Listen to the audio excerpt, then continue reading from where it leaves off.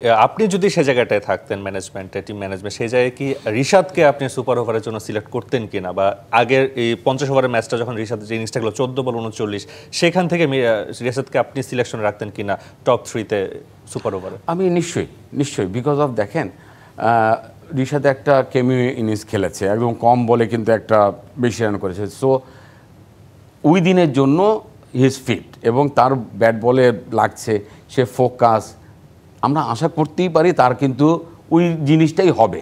So এইখানে আসলে even মানে এক ওভারের মধ্যে খেলায় বল কোনটা রয়েছে, বলটা যেটা রয়েছে ৩৫ ওভারে যেটা চেঞ্জ হয়েছে তার আগের বলটা রয়েছে, মনে হয় ১৭ ওভার পর্যন্ত খেলা, ১৭ ওভার পর্যন্ত যে খেলাটা সেইখানে কে ক্যাপাবল, সেখানে কি শান্ত ক্যাপাবল নাকি রিশাদ ক্যাপাবল, এইটা আসলে ক্যালকুলেশনে আনতে হবে।